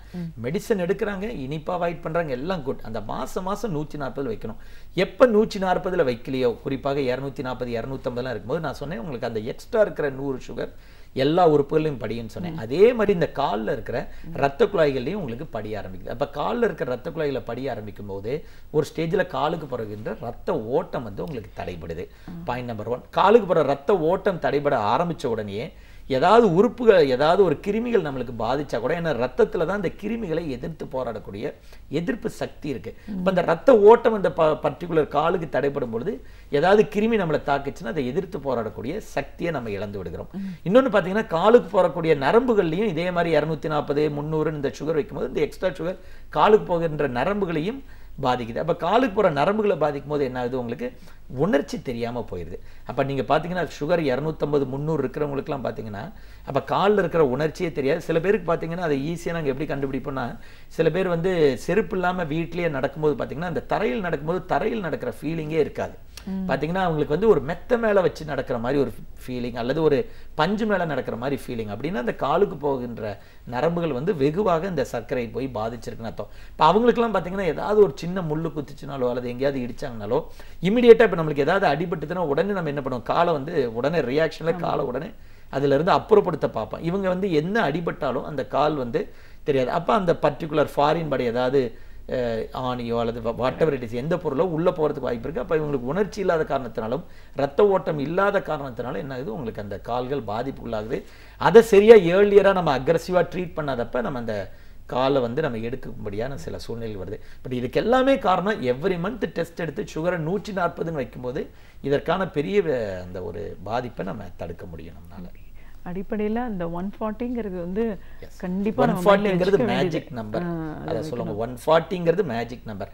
எவ்ரி மந்த் டெஸ்ட் எடுத்து அந்த 140 150ல இருக்கிற மாதிரி பார்த்துட்டு 3 months ஒன்ஸ் அந்த ஹெச்பிஎன்சி பண்ணி அந்த ஹெச்பிஎன்சியில் 7 அப்படின்னு வந்ததுன்னா உங்களுக்கு கொடுக்கப்பட்டிருக்கின்ற மாத்திரைகள் போதுமான அளவில் இருக்குது, உங்களுக்கு கொடுக்கப்பட்டிருக்கு நீங்கள் செய்கின்ற உடற்பயிற்சி போதுமான அளவில் இருக்குது, நீங்கள் செய்கின்ற எல்லாமே போதுமான அளவு இருக்குது. என்னுடைய பையன் வந்து 100க்கு 99 மார்க் எடுத்துட்டானா நான் என்ன அசியூம் பண்ணலான்னா, என் பையன் நல்லா படிச்சிருக்கிறான், புரிந்து கொண்டிருக்கிறான், அவனுக்கு மெமரி பவர் நல்லா இருக்கு, எல்லாமே ஒரே விஷயத்தில் அடங்கும். அது மாதிரி ஒருவேளை 140 இல்லாமல் 240ல இருக்குன்னா கண்டிப்பா நீங்க போயிட்டு இருக்க அந்த ஸ்ட்ராட்டஜியை நீங்க ரீகன்சிடர் பண்ணுங்க. ஒருவேளை உங்க உணவு முறை சரியில்லையான்னு பாருங்க. ஒருவேளை உங்க உணவு முறை கரெக்டாக தான் இருக்கு அப்படின்னா உங்களுக்கு கொடுக்கப்பட்டிருக்கின்ற மாத்திரைகளோ இன்சுலினுடைய அளவோ போதுமான அளவு இல்லாமல் இருக்கலாம். அதை உங்களுடைய மருத்துவரிடம் ஆலோசிச்சு அதற்கு தகுந்த மாதிரி அந்த மருந்துகளை நீங்கள் அட்ஜஸ்ட் பண்ணும்போது அந்த 140க்கு உங்களால் கொண்டு வர முடியும். நிச்சயமா. இந்த உடல் பருமனுக்கும் டயபெட்டிஸ்க்கும் என்ன மாதிரியான ஒரு தொடர்பு இருக்கு? ஏன்னா இன்னைக்கு யங்ஸ்டர்ஸ் சின்ன குழந்தைங்களே ஒபீஸ் நம்ம பார்க்குறோம். இது பின்னாடி இப்படிப்பட்ட ஒரு நோயை கொண்டு போகிறதுக்கான ஒரு அறிகுறின்னு கூட சொல்றதை கேட்குறோம். இது எந்த அளவுக்கு உண்மையா இருக்கு டாக்டர்? நம்ம உடல் பருமனுக்கும் சுகருக்கும் உள்ள ஒரு இம்பார்ட்டண்டான உண்மை என்னன்னு பார்த்தீங்கன்னா, உடல் பருமனாக உள்ளவர்களுக்கு பார்த்தீங்கன்னா என்ன கண்டுபிடிச்சிருக்காங்க ஆராய்ச்சியில், இன்சுலினுடைய அளவு எப்பயும் போலயே நல்லா நார்மலாக தான் சுரக்குது. நம்ம முன்னாடியே சொன்ன மாதிரி டைப் 1 டயபிட்டிஸில் இன்சுலின் சுரப்பே இல்லை. இந்த உடல் பருமனாக இருக்கிறவங்களுக்கு இன்சுலின் சுரப்பு இருக்குது. உடல் பருமனாக இருக்கும் பட்சத்தில் அந்த இன்சுலின் சுரக்கும் நார்மலாக, ஆனால் தன்னுடைய வேலையை செய்ய முடியாது. அதுதான் ஃபார் எக்ஸாம்பிள் எனக்கு 4-5 பேர் ஒர்க் பண்ணுறதுக்கு எனக்கு ஹெல்ப் பண்ணுறதுக்கு இருக்காங்க, நம்பர்ஸ் ஆர் குட், 4-5 பேர் எனக்கு அசிஸ்ட் பண்ணுறதுக்கு ரெடியாக இருக்காங்க, ஆனால் அந்த 5 பேர் எஃபிஷியண்ட்டாக இல்லைன்னா என்ன பிரயோஜனம்? அதே மாதிரி இன்சுலின் எனக்கு நல்லா சுரக்குது, பட் அது இன்சுலினுடைய மிக முக்கியமான வேலை நம்ம சாப்பிட்ட சாப்பாட்டிலிருந்து வருகின்ற சர்க்கரையை உடல் உறுப்புகளுக்கு அனுப்புவது அந்த இன்சுலினுடைய வேலை. ஸோ உடல் பருமனாக இருக்கும்போது என்ன ஆகுது, இன்சுலின் சுரக்குது, ஆனால் இன்சுலின் சரியாக வேலை செய்யாதனால, ஸோ நம்ம சொல்லுவோம் கண்ணிருந்தும் குருடன்கிற மாதிரி இன்சுலின் சுரந்தும் என்ன ஆகுது, உங்களுக்கு வேலை செய்யாதனால அது இன்சுலினை சுரக்காத மாதிரி தான் ஒரு தோற்றம். ஸோ உடல் பருமனை குறைக்கும் பட்சத்தில் அந்த நார்மலாக சுரக்கிற இன்சுலின் நல்லா வேலை செய்யும். ஸோ உடல் பருமன் இருக்கும்போது அதுதான் பேசிக்காக பார்த்தீங்கன்னா. தென் இந்த உடல் பருமன் எல்லாமே பார்த்தீங்கன்னா இப்போ நாங்கள் ஒரு மெட்டபாலிக் சிண்ட்ரோம்னு ஒரு கேட்டகரியில் கொண்டு வரோம். அது என்ன மெட்டபாலிக் சிண்ட்ரோம்னா, இது எல்லாம் ஒன்றுக்கொன்று தொடர்புடையது. அதாவது இன்சுலின் சரியாக வேலை செய்யலைன்னா உங்களுக்கு வந்து இந்த ட்ரைகிளிசரைடுங்கிற கொலஸ்ட்ராலினுடைய லெவல் வந்து இன்க்ரீஸ் ஆகுது, நல்ல கொலஸ்ட்ரால் உங்களுக்கு குறையுது. நிறைய பேர் என்னன்னு பார்த்தீங்கன்னா இந்த கொலஸ்ட்ரால்னாவே வேண்டாம்னு சொல்லுவாங்க. நல்ல கொலஸ்ட்ரால்னு ஒரு என்டிட்டி இருக்குது, அது வந்து பார்த்தீங்கன்னா நம்மளுடைய இருதயத்துக்கு எல்லாத்துக்குமே பாதுகாப்பானது. ஸோ நல்ல கொலஸ்ட்ராலினுடைய அளவு குறையுது, சுகர்னுடைய அளவு இன்க்ரீஸ் ஆகுது. ஸோ இது எல்லாமே பார்த்தீங்கன்னா ஒன்றுக்கொன்று தொடர்புடையது. இந்த உடல் பருமனை நீங்கள் கிளியர் பண்ணீங்கன்னா இன்சுலின் சுரக்க ஆரம்பிக்கும், ட்ரைகிளிசரைடு லெவல் குறைஞ்சிரும், நல்ல கொலஸ்ட்ரால் இன்க்ரீஸ் ஆகும், சுகர்னால. ஸோ இது வந்து ஸோ நீங்கள் கரெக்டாக கேட்ட மாதிரி அந்த உடல் பருமனுக்கும் ஸோ உடல் பருமன் தான் அந்த டைப் 2 டயபிட்டிஸ் 40-45 வயசில் வருகின்ற சுகருக்கு ஒரு அடிப்படை ஆதாரமே என்னன்னு பார்த்தீங்கன்னா அந்த உடல் பருமன் தான் பேசிக்காக. ஸோ அந்த மாதிரியான ஒரு சிம்டம்ஸ் வரும்போதே நம்ம அதுக்கு உண்டான வேலைகள் எல்லாம் செய்ய ஆரம்பிக்கணும். ஒரு நீரிழிவு நோய் சிறப்பு மருத்துவர் அப்படிங்கிற முறையில் இது சார்ந்த கேள்விகள் நிறைய இருந்துக்கிட்டே இருக்குது தொடர்ச்சியாக. சின்ன வயசில் வந்த பிரச்சனை, வயதானவங்களுக்கு சிகிச்சை அப்படின்னு இருந்தாலும் ஒரு 25 நிமிடங்களில் இந்த நோயை பற்றின ஒரு முழுமையான ஒரு புரிதல் கிடைச்சிருக்கு. இதெல்லாம் நம்ம ஆரம்பத்திலிருந்தே சரி செய்ய வேண்டிய அவசியம் என்ன? வந்தால் மருந்து மாத்திரையிலேயே நம்ம லைஃப் லாங் கண்டினியூ பண்ண முடியும், பெரிய அளவுக்கு ஒரு பாதிப்பை ஏற்படுத்தாது, ஒரு சின்ன மன அழுத்தத்தை தவிர வேற ஒரு பாதிப்பு இல்லை, இயல்பான முறையில் நம்ம வாழ்க்கையை தொடரலான்னு உங்களுடைய அனுபவங்கள் சார்ந்த பல விஷயங்களை எங்களோட நீங்கள் முழுமையாக பகிர்ந்ததுக்கு நன்றி. அறிவியல், வரலாறு, இதுவரை நாம் அறியாத உண்மைகள், இவைகளிலிருந்து நமக்கு தேவையானவற்றை அழகிய தமிழில் தொகுத்து இனிமையாக வழங்கி வருகிறார் பேராசிரியர் சுபவீரபாண்டியன் அவர்கள். இன்றைக்கு நமக்காக என்ன பயனுள்ள தகவல்களை கொண்டு வந்திருக்கிறார் என்பதை கவனிக்கலாம். நிகழ்ச்சியில் அடுத்த பகுதியாக வரவிருப்பது ஒன்றே சொல் நன்றே சொல்.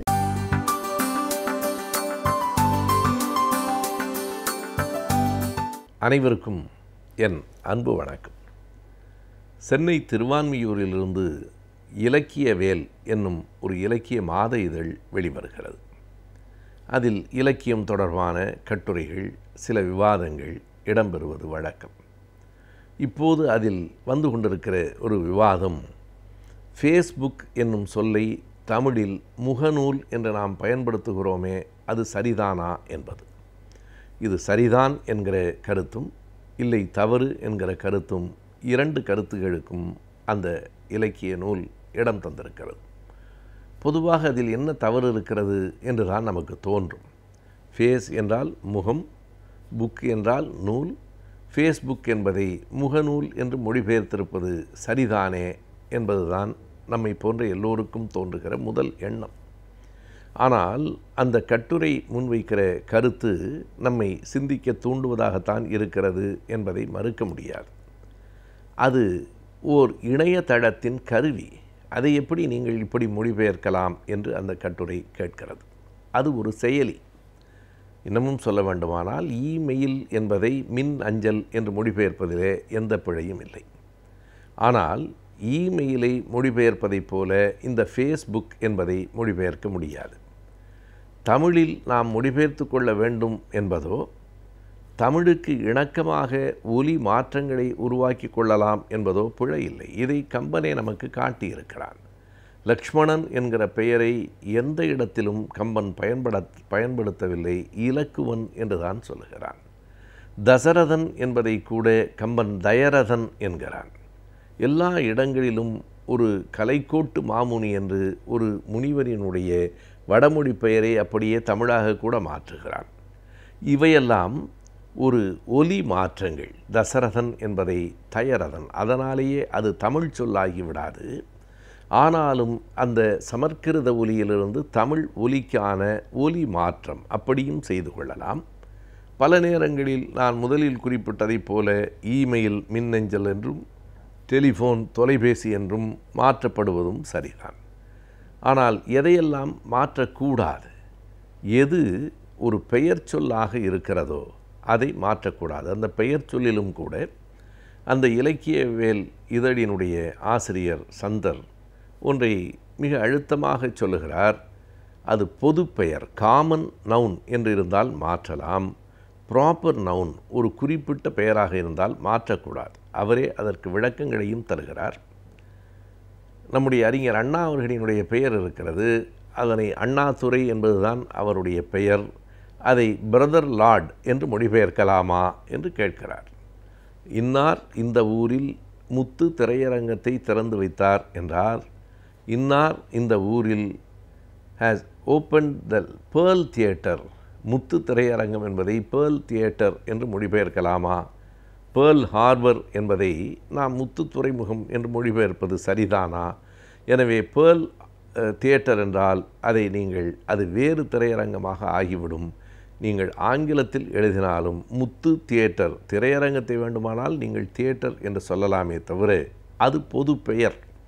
ஆனால் முத்து என்பது ப்ராப்பர் நவுன், ஒரு குறிப்பிட்ட ஒருவரினுடைய பெயர், அதை அந்த மொழியிலே தான் சொல்ல வேண்டும். அது சரிதான். அவருடைய அந்த விவாதம் நாம் ஏற்கக்கூடியது தான். ஆனால் நமக்கு ஏற்படுகிற ஒரு ஐயம், இந்த ஃபேஸ்புக் என்கிற இந்த செயலியை, அவர் சொல்லுவது போல் அது ஒரு செயலி தான், அந்த செயலியை உருவாக்கி தந்த சுகர்பெர்க் கூட முகம் பார்த்து பேசுவதற்கான ஒரு முயற்சி என்று தான் சொல்லுகிறார். முகம் பார்த்து பேசுவது என்றால் அதை முகநூல் என்று கூறலாமே என்கிற கேள்வி எழுகிறது. அதை தொடர்ந்து இதற்கான விவாதத்தில் தமிழ் அறிஞர்களும் பங்கேற்று இது பிழையில்லை, ஃபேஸ்புக்கை முகநூல் என்று குறிப்பிடலாம் என்கிறார்கள். ஆனால் மறுபடியும் இல்லை, ஃபேஸ்புக் என்பது ஒரு இணையதள கருவியின் பெயர், அது ஒரு செயலி, அதனை அப்படி சொல்லக்கூடாது. பிறகு எப்படி சொல்ல வேண்டும்? ஃபேஸ்புக் என்று தான் எழுத வேண்டும் என்பது அவருடைய கருத்தாக இருக்கிறது. அதிலே நமக்கு இன்னொரு இடரும் வருகிறது. வேறு பெயர்களை பயன்படுத்துகிற போது வில்லியம் என்றால் வில்லியம் என்று எழுதிவிட முடியும். அதற்கான ஒலிகளும் எழுத்துகளும் தமிழிலும் இருக்கின்றன. ஆனால் எஃப் என்கிற ஒலி தமிழில் இல்லை.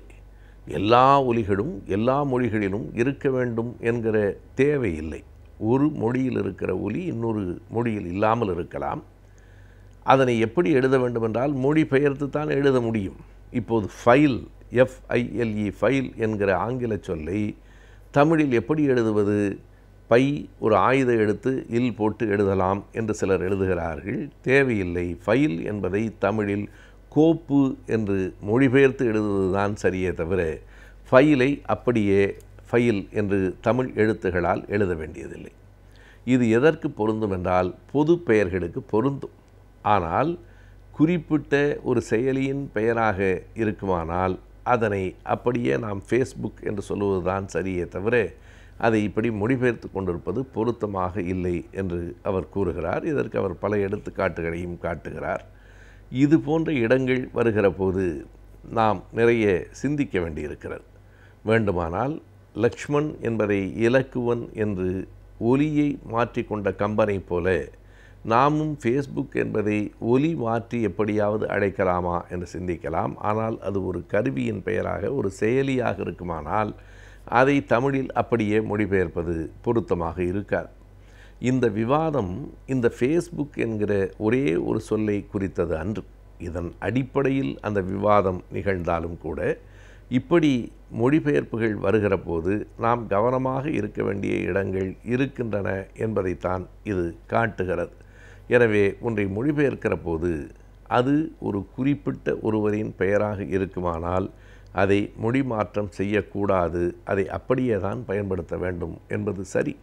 ஆனால் தமிழிலும் கூட ஒலி மாற்றங்கள், ஷேக்ஸ்பியர் என்பதை ராஜாஜி அவர்களே சோக்ரதர் என்று எழுதியிருக்கிறார். ராஜாஜியினுடைய ஒரு புத்தகம் முதலில் எனக்கு புரியவில்லை யாரை பற்றியது என்று. சோக்ரதர் என்று ஷேக்ஸ்பியர் என்பதை அவர் ஒலி மாற்றம் செய்திருக்கிறார்.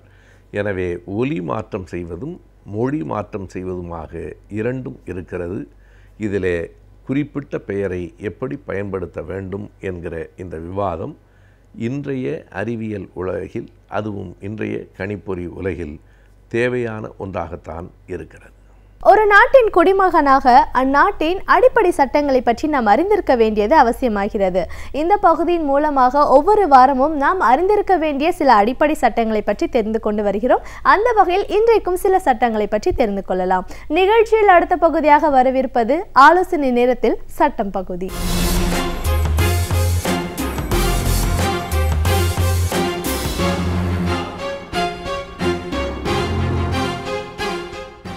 வணக்கம். இன்றைய ஆலோசனை நேரத்தில் நம்ம பார்க்க போகிறது ஒரு முக்கியமான சட்டம். நம்ம ஏற்கனவே நிறைய தடவை பேசியிருக்கோம். இது குடும்ப வன்முறையிலிருந்து பெண்களை பாதுகாக்கிற சட்டம். இந்த சட்டம் ஆரம்பிக்கும் பொழுது எப்படி இருந்தது, இன்றைக்கு எப்படி நிறைய விஷயங்களை மாற்றங்களை கொண்டு வந்திருக்கிறது அப்படிங்கிறத பற்றி நம்ம பேச போகிறோம். குடும்ப வன்முறையிலிருந்து பெண்களை பாதுகாக்கிற இந்த சட்டமானது யாருக்கு பொருந்தும் அப்படின்னா 2-3 விஷயங்கள் இதில் கவனத்தில் கொள்ளணும்.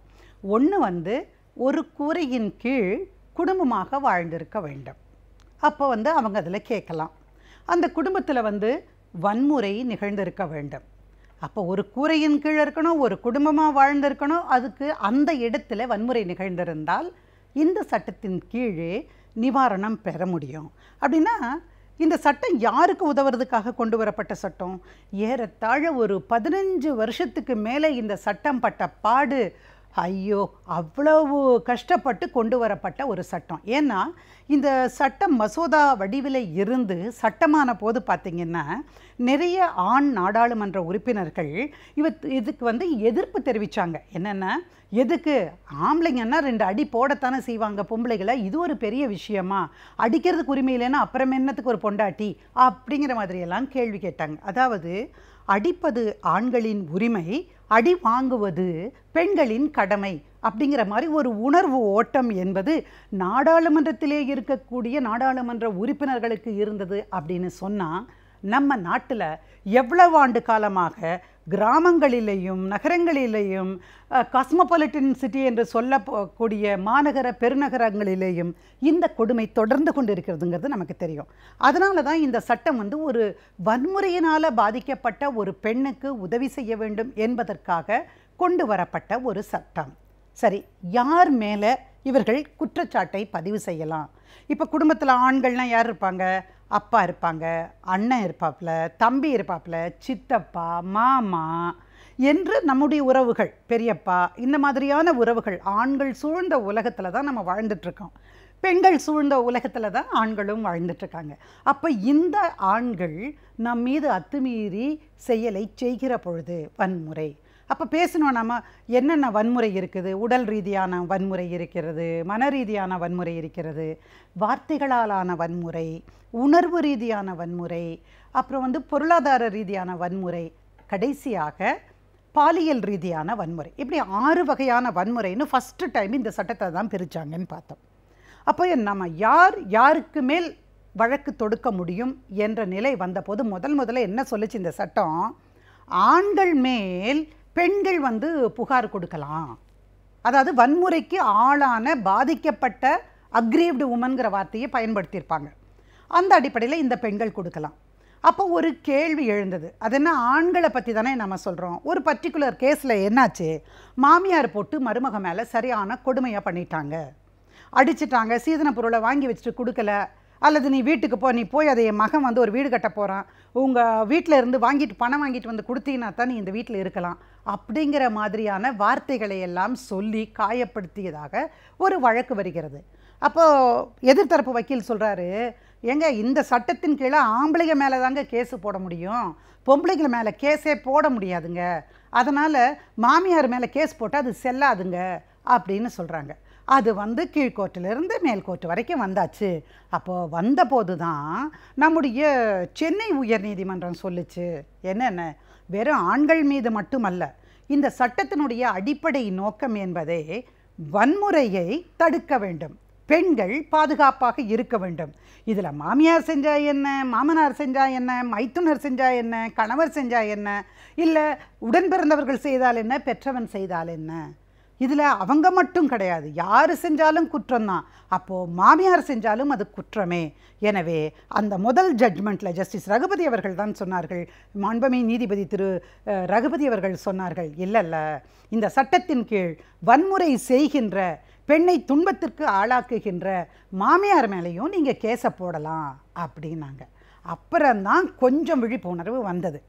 இப்போ என்னாச்சு, இதுக்கப்புறம் நிறைய வழக்குகள் வந்துக்கிட்டே இருக்கிற பொழுது இன்னொரு வழக்கு வந்துச்சு, ஒரு சுவையான வழக்கு. மருமகள் மாமியாரை கொடுமை பண்ணுறாங்க, மாமியாரை போட்டு தட்டு எடுத்து சாப்பாடு கொடுக்காம கஷ்டப்படுத்துகிறாங்க, ஏதாவது கேட்டால் அடிக்க வர்றாங்க, அல்லது அவங்களுக்கு தேவையானவை செய்யவில்லை, வீட்டை விட்டு வெளியே போங்கிறாங்க, இது நானும் என் புருஷனும் சேர்ந்து கட்டின வீடு, உனக்கு என்ன, நீயா சேர்த்து வச்ச சொத்து, உனக்கு எதுக்கு நான் உன்னை உள்ளே வச்சுருக்கணும் அப்படிங்கிறாங்க. அதனால் நீங்கள் அந்த மாமியாரை கொடுமை பண்ணுறாங்க. இப்போ எப்படி வழக்கு போட முடியும், இதில் போடுவதற்கான வாய்ப்பு இருக்கிறதா அப்படின்னு கேட்டால், குடும்ப வன்முறை சட்டத்தில் குறிப்பாக நாம் இதுவரைக்கும் பார்த்ததை தாண்டி நின்று கடந்த ஒரு 5-6 வருஷங்களுக்குள்ளாக இந்த சட்டம் அடைந்திருக்கிற வளர்ச்சி என்பது நீதிமன்றங்களின் பல்வேறு தீர்ப்புகளால் அடக்கப்பட்ட ஒரு விஷயமாகும். அவ்வளவு அருமையான ஒரு மாற்றத்தை நமக்கு கொண்டு வந்திருக்கிறது இந்த சட்டம். என்னன்னு கேட்டிங்கன்னா, நீதிமன்றங்களின் வழியாக என்னன்னு கேட்டிங்கன்னா, இப்போ மருமக மாமியாரை கொடுமை பண்ணினாலும் அந்த மருமக மேலே மாமியார் புகார் கொடுக்கலாம். ஆக மாமியார் மேலே மருமக புகார் கொடுக்கலாம், மருமக மேலே மாமியார் புகார் கொடுக்கலாம். ஆக 2 பேரும் மாற்றி மாற்றி புகார் கொடுக்க முடியும் என்கிற அளவுக்கு இன்றைக்கு சட்டம் வளர்ந்திருக்கிறது. அடிப்படையில் என்னன்னு கேட்டிங்கன்னா, வன்முறை செய்யக்கூடாது. ஒரு குறிப்பிட்ட வழக்கில் பார்த்திங்கன்னா, ஒரு பெண்ணை வந்து இந்த மாதிரி டைவர்ஸ் போடுறாங்க. கேஸு போட்டதுக்கப்புறம் திடீர்னு போய் டைவர்ஸ் போட்டாரேன்னு இந்த பொண்ணு குடும்ப வன்முறை சட்டத்தின் கீழே போய் ஒரு வழக்கு தாக்கல் பண்ணுறாங்க. எனக்கு வாழ்கிறதுக்கான உரிமை இருக்கிறது, எனக்கு வந்து அந்த வீட்டில் வந்து right of shared household எனக்கு இருக்குது, அதாவது நாங்கள் வாழ்வதற்கான உரிமை இருக்குது, இவர் வீடாக இருக்கிறதுனால என்னை துரத்திட முடியாது, திருமணம் செய்ததுனால எனக்கு எல்லா உரிமையும் வந்துடுச்சு அப்படின்னு அந்த பெண்ணு சொல்லுகிற பொழுது என்ன பண்ணுறாங்க, அந்த வழக்கை தொடுக்கிறாங்க. வழக்கை தொடுத்து கேஸெல்லாம் நடந்து முடியும் போது அந்த பெண்ணுக்கு சாதகமாக அந்த பெண்ணுக்கு அங்கே இருக்கிறதுக்கான உரிமை இருக்கிறது, நீங்கள் வந்து அடித்து துன்புறுத்தக்கூடாது, இப்படியெல்லாம் வந்து ஒரு ஆர்டரை வாங்கிடுறாங்க. ஆர்டரை வாங்குகிற நேரத்தில் இவர் சொல்கிறாரு, இல்லைல்லவா நம்ம 2 பேரும் சேர்ந்து வாழ்ந்துடலாம், இனிமேல் இந்த பிரச்சனை இல்லாமல் பார்த்துக்கலாம். ஏன்னா ஃபேமிலி கோர்ட்டில் ஒரு கேஸ் இருந்தது பாருங்கள், டைவர்ஸ்க்கு இவர் போட்டிருந்தது. அதில் இந்த அம்மா ஜீவனாம்சம் கேட்டிருந்தாங்க. அந்த ஜீவனாம்ச வழக்கில் உத்தரவாகி அந்த பணத்திலிருந்து கட்டதை, அதாவது பணம் கட்டணும், அந்த ஜீவனாம்சம் கட்டணும், நம்முடைய நீதிமன்ற தீர்ப்பின் அடிப்படையில் அதை கட்டுறதுலேருந்து நழுவுறதுக்காக இந்த ஹஸ்பண்ட் என்ன சொல்கிறாரு, வேண்டாம் நீ வா, நான் சேர்ந்து வாழலாம், எல்லா வழக்கையும் நம்ம முடிச்சுக்கலான்னு சொல்லி கூட்டிகிட்டு போயிடுறாரு. கூட்டிகிட்டு போயிட்டு அதற்கு அப்புறமா ஒரு 2 மாதத்துக்குள்ளே அதே பண்டாட்டியை அடித்து விரட்டிடுறாரு. அப்போது இந்த பொண்ணு திரும்பவும் போகிறா, எங்கே குடும்ப வன்முறை சட்டத்தில் பாருங்கள், இந்த மாதிரி என் வீட்டுக்காரரை என்னை வீட்டை விட்டு வெளியே அனுப்பிடுறாங்கன்னு. அப்போ மக்கள் புரிந்து கொள்ள வேண்டியது, அப்போ ஒவ்வொரு தடவையும் அடித்தா ஒரு பெண்ணு நீதிமன்றத்துக்கு போகணுமா அப்படின்னு ஒரு அடிப்படையான கேள்வி எழுது இல்லையா? இல்லை, தேவையில்லை. ஏற்கனவே கொடுத்த உத்தரவு இருக்குது பாருங்கள், குடும்ப வன்முறை சட்டத்தில் அமைக்கப்பட்டிருக்கிற மகிழா கோர்ட், இன்றைக்கு வந்து அள்ளிக்குளத்தில் இருக்கக்கூடிய அந்த மகிழா கோர்ட்டு, அந்த மகிழா கோர்ட்டில் போடப்பட்ட வழக்கிலே ஒரு உத்தரவு பிறப்பிக்கப்படுமே என்றால் அந்த உத்தரவு நடைமுறையில் இருக்கிற உத்தரவாகத்தான் கருதப்படும். 2வது தடவை நீங்கள் கேஸு போடாதீங்க, இன்னொரு தடவை ஃபீஸு கட்டணம் அது இதுன்னு செலவழிச்சுட்டு இருக்காதீங்க. அந்த உத்தரவையே நடைமுறைப்படுத்த உங்களாலே முடியும். அதனால் எதுக்காக இதை சொல்ல வர்றேன்னா, நம்ம பெண்கள் வந்து விழிப்போடு இருக்கணும்.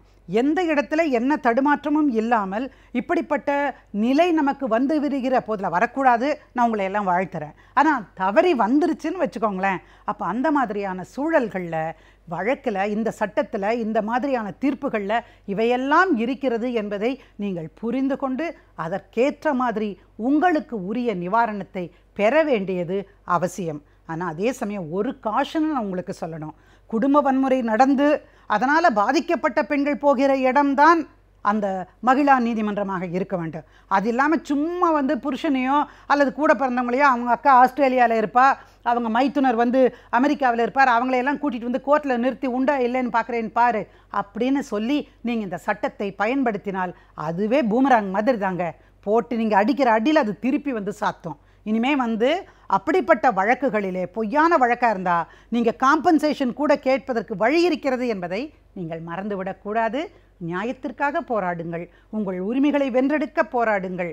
தவறாக இந்த சட்டத்தை நீங்கள் பயன்படுத்தக்கூடாது. அதாவது வழக்கமாக சொல்லுவாங்க, இந்த சட்டம் ஒரு கேடயம், வன்முறையிலிருந்து பெண்களை பாதுகாக்கிற கேடயம். இவற்றை எந்த ஒரு பெண் பொய்யாக ஆயுதமாக பயன்படுத்தி மற்றவர்களை பழிவாங்க வேண்டும் என்று நினைத்தாலும் அது அந்த பெண்ணையே தாக்கும் என்பது வந்திருக்கக்கூடிய பல்வேறு தீர்ப்புகளிலே இருந்து வருகிறது. ஜாக்கிரதையாக இருங்கள், எச்சரிக்கையாக இருங்கள். நம் மனம் சீராக இருந்தால்தான் நம்முடைய எண்ணங்களும் செயல்பாடுகளும் சிறப்பாக இருக்கும்.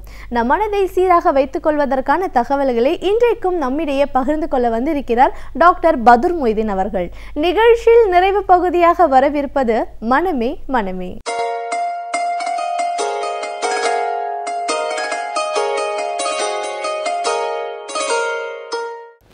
வணக்கம் நேயர்களே. நாம் குழந்தையினுடைய அறிவுத்திறன் குறையாமல் இருப்பதற்கு நாம் சில யுக்திகளை கையாண்டு கொண்டிருக்கின்றோம். அதுபோல் அதாவது நாம் நச்சுப்பொருளை பற்றி பார்த்துவிட்டோம், உணவுகளை பற்றி நாம் பார்த்துவிட்டோம். இப்பொழுது நம்மை சுற்றி உள்ள உணவு மட்டும்தானா நம்ம குழந்தைகளுடைய அறிவுத்திறனை குறைக்கின்றது? இல்லை நேயர்களே, இன்னும் சில இருக்கின்றது. அவையெல்லாம் பார்ப்போம்.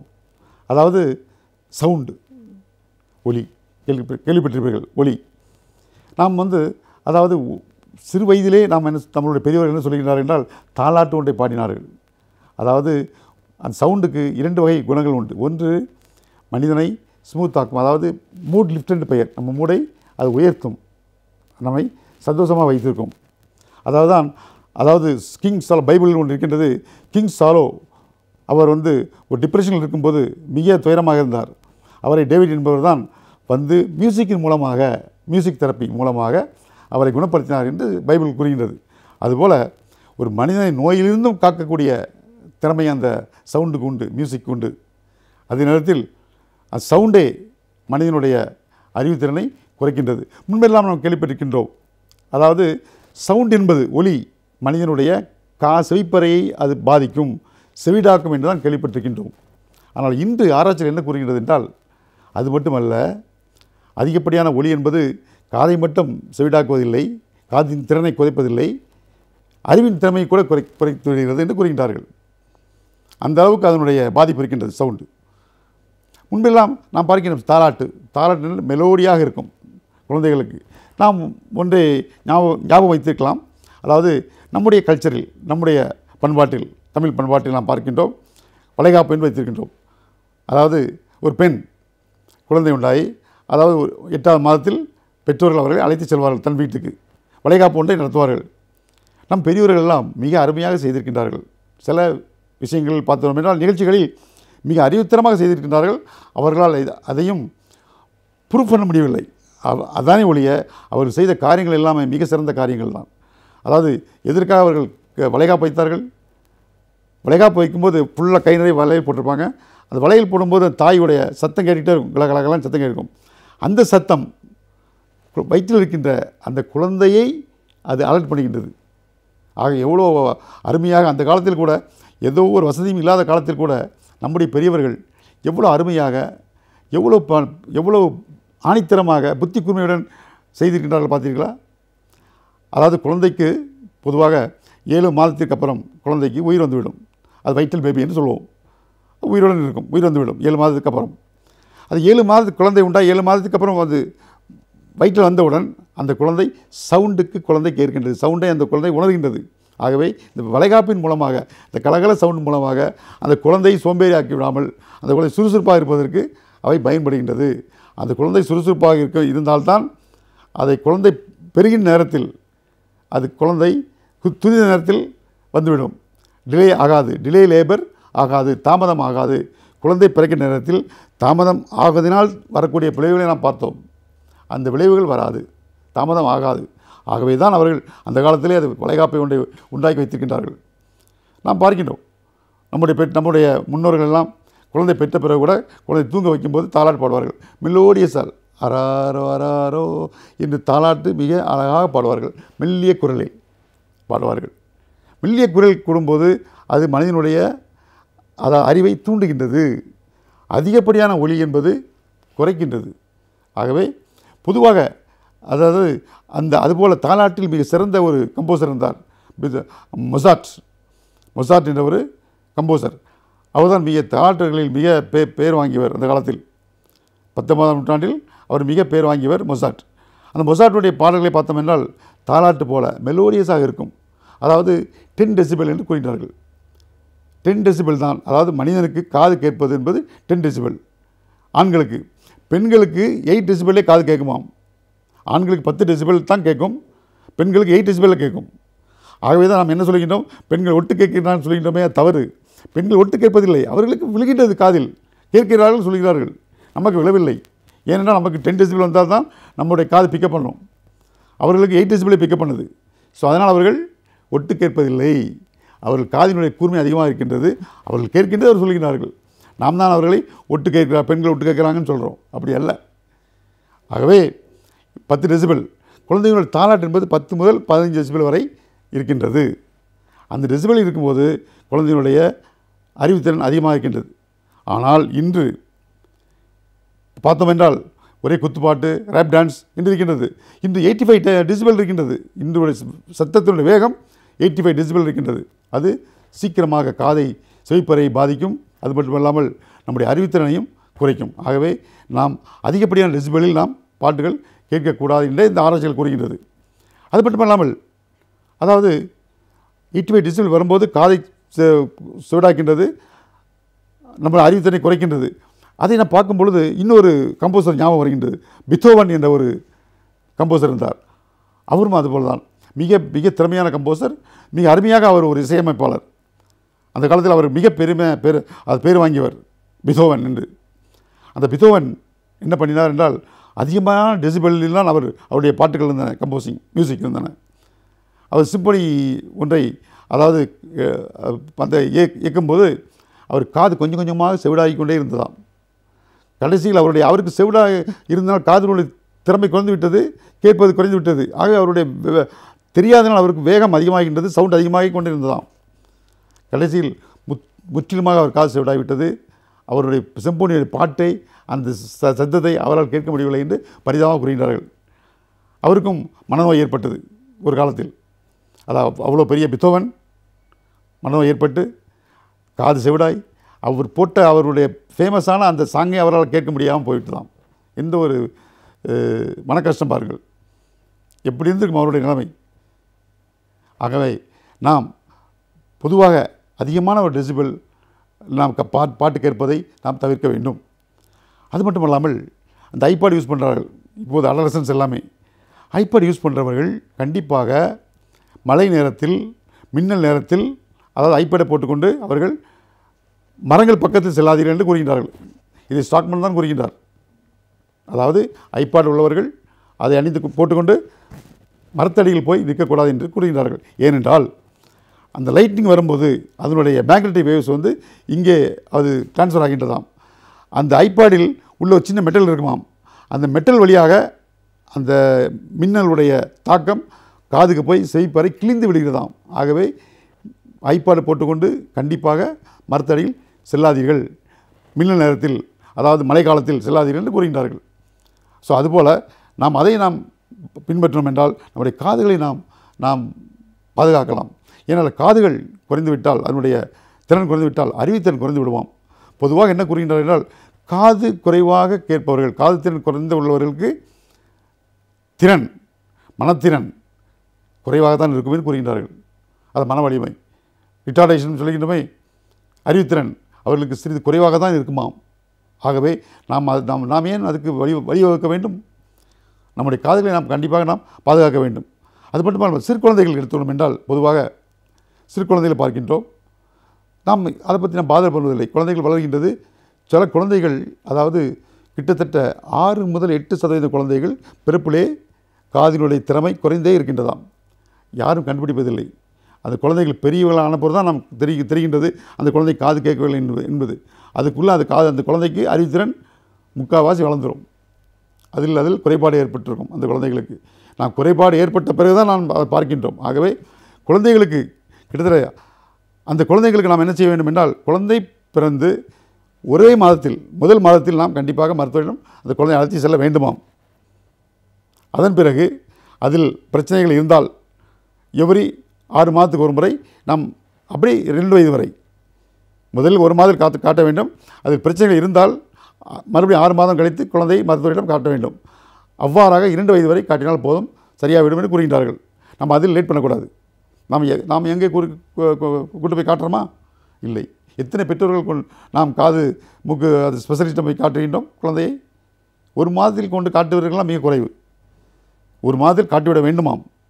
அதாவது கொஞ்சம் குறைவாக இருந்தால் கூட நாம் அதை சரி செய்து கொள்ளலாம். ஏனென்றால் அறிவுத்திறன் வளர்வதற்கு நேரம் அது அதிகமாக வளரக்கூடிய நேரம் அது. ஆகவே நான் ஏற்கனவே சொல்லியிருக்கின்றேன், 3 வயது வரை குழந்தையினுடைய அறிவுத்திறன் 3/2 பாகம் வளர்ந்து விடுகின்றது. மீதி இருக்கின்ற 3/1 பாகம்தான் அந்த 3 வயதிலிருந்து 16 வயது வரை வளர்கின்றது, கொஞ்சம் கொஞ்சமாக வளர்கின்றது. முதல் 3 ஆண்டில் அதிகமாக வளரும். அந்த நேரத்தில் நாம் குழந்தைகளை சரியாக வைத்துக் கொள்ள வேண்டும். இல்லை என்றால் இதுபோல் காது குறைவாக இருந்தால், திறன் குறைவாக இருந்தால் கண்டிப்பாக அது குழந்தையினுடைய அறிவுத்திறனை குறைக்கின்றது. ஆகவே நாம் பார்த்துக்கொள்ள வேண்டும் கண்டிப்பாக. அது மட்டும் இல்லாமல் பொதுவாக குழந்தைகளை நாம் பார்த்துக்கணும் என்றால் காதில் இருக்கின்ற வேக்ஸ் இருக்கின்றது. எல்லா குழந்தைகளும் பொதுவாக வரும் காதில் வேக்ஸ். எத்தனை பேர் நாம் குழந்தைகளுக்கு காதில் வேக்ஸை நாம் க்ளீன் பண்ணிட்டோம்? மருத்துவரிடம் செல்லினோமா? இல்லை. பாதி பேர் க்ளீன் பண்ணுறதே கிடையாது. அது சில பேர் வீட்டிலே க்ளீன் பண்ணிக்கிட்டு காதை ஓட்ட போட்டுருவாங்க. அப்படி செய்யக்கூடாது. குழந்தைகளுக்கு நம்ம அடிக்கடி நான் பார்வையிட்டு குழந்தைகளுக்கு அந்த வேக்ஸ் மூலம் சின்ன ஸ்மால் மேட்டர் அது, அந்த வேக்ஸ் மூலமாக குழந்தைகள் காதின் திறமை குறைகின்றது, செவித்திறன் குறைகின்றது. செவித்திறன் குறைவதனால் பள்ளியில் பாடம் திறன் குறைகின்றது, மதிப்பெண்கள் குறைகின்றது, நமக்கு தெரியவில்லை என்னென்னு. ஆகவே நாம் குழந்தைகளுக்கு அடிக்கடி நாம் அதை பார்த்து கொள்ள வேண்டும். இல்லை என்றால் மருத்துவர்கள் காண்பித்து அதற்கு எளிமையான முறையில் ட்ராப்ஸ் இருக்கின்றது, வேக்ஸால் ட்ராப்ஸ் இருக்கின்றது. அதை தினம் தினம் போட்டோம் என்றால் அதுவே அதை க்ளீன் பண்ணிவிடும். அது பெரிய ஒரு வேலை இல்லை. இது சிறு வேலையை கூட நாம் செய்யாமல் குழந்தையினுடைய அறிவுத்திறன் நாம் அதுக்கு வழிவகுக்கின்றோம். ஆகவே குழந்தைகளுக்கு நாம் அப்பப்போ குழந்தைகள் காதில் நாம் பார்த்துக்கொள்ள வேண்டும், காதில் வேக்ஸ் இருக்கின்றதா என்பது. ஏனென்றால் பொதுவாக குழந்தைகளுக்கு காதில் வேக்ஸ் என்பது வருவது சகஜம், மெழுகு வருவது சகஜமான ஒன்று. ஆகவே நாம் அதில் வேறு ஒரு மாற்று எண்ணம் இருக்கக்கூடாது. அதுபோல் நாம் அந்த குழந்தைகளை நாம் கண்காணித்தோம் என்றால் குழந்தைகளை கிட்டத்தட்ட 2 வயது முதல் 2 வயது வரை நாம் மருத்துவரிடம் திருப்பி காமிச்சிட்டே இருக்கணும். அந்த காதின் செவிப்பறை மிக மிக முக்கியம். அதன் மூலமாக நம்ம குழந்தைகளை நல்ல ஒரு சிறப்பான குழந்தைகளாக, அறிவுத்திறன் உள்ள குழந்தைகளாக நாம் வளர்க்க முடியும். அது மட்டும் இல்லாமல் கண் முக்கியம். கண்ணில் பார்வை முக்கியம். அந்த பார்வையினுடைய சிறப்பு அம்சம் எங்கே இருக்கின்றது என்றால் தாய்ப்பால் தான் இருக்கின்றதாம். கண் பார்வை தெளிவாக பவர்ஃபுல்லாக இருக்கிறதுக்கு அதனுடைய ஊட்டச்சத்து எங்கே இருக்கின்றது? தாய்ப்பால் தான் இருக்கின்றதா. ஆனால் தாய்ப்பாலை மறக்காதீர்கள், தாய்ப்பால் கொடுப்பதற்கு தயக்கம் காட்டாதீர்கள். ஒன்று, குழந்தை வளர்ந்து விடுகின்றது. அப்பொழுது என்ன செய்யலாம்? முருங்கைக்கீரை, முருங்கையில் அதிகமாக பவர் இருக்கின்றது, விட்டமின் ஏ பவர் இருக்கின்றது, கண்ணொளிக்கு உள்ள பவர் இருக்கின்றது. ஆகவே தான் ஒவ்வொரு வீட்டிலும் ஒரு முருங்கை மரம் வளர்க்க வேண்டும், ஒவ்வொரு பள்ளியிலும் ஒரு முருங்கை மரம் வளர்க்க வேண்டும் என்று அரசாங்கம் கூறுகின்றது. ஆகவே நாம் முருங்கைக்கீரை அதிகமாக கொடுத்தோம் என்றால் கண் பார்வை நாம் அந்த குழந்தைகளுக்கு சிறப்பாக்கலாம். கண் பார்வை கூட நாம் குழந்தைகள் பிறந்த 3 மாதத்தில் நாம் மருத்துவரிடம் சென்று கண்ணையும் பரிசோதித்துக் கொள்ள வேண்டும். அதாவது ஆர்ஓபின்னு சொல்கிறது, அது ரெட்டினோபதி என்று சொல்வது. ரெட்டினோபதி இருந்தால் நாம் மறுபடியும் குழந்தையை காட்ட வேண்டியதான். ஒரு முறை காட்டிவிட்டால் போதும். ரெட்டினோபதி இல்லை என்று சொல்லிவிட்டார்கள் என்றால் பிரச்சனை இல்லை, இன்னும் 3 வயது காட்டலாம், அதுவரை காட்ட வேண்டிய அவசியம் இல்லை. ஏன்னா கண்ணும் முக்கியம், கண் பார்வை கூட முக்கியம். கண் பார்வை குறைந்தாலும் குழந்தைகள் அறிவுத்திறன் குறைகின்றதாம். என்றால் நம்ம பார்க்கின்றோம், பார்வை வழியாக காது வழியாக தான் நம்முடைய கல்வி உள்ளே செல்கின்றது. ஆகவே அங்கே குறைபாடு இருக்கும்போது கல்வி முழுமையாக நாம் உள்ளே செல்வதில்லை, மூளையில் செல்வதில்லை. ஆகவே தான் கண் பார்வை நாம் சிறப்பாக வைத்துக்கொள்ள வேண்டும். மீண்டும் அடுத்த வாரம் சந்திப்போம். நன்றி, வணக்கம்.